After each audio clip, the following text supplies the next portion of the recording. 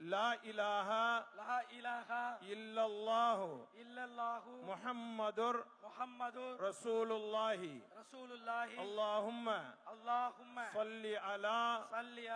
محمد وعلى آل محمد وبارك وسلم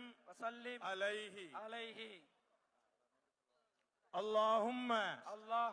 لك صمت وبك آمنت وعليك توكلت وعلى رزقك أفطرت فتقبل مني يا الله உனக்காகவே நோன்பு நோற்றோம் உன்னுடைய அருளாலேயே நோன்பை திறக்கின்றோம் எங்களுடைய நோன்பை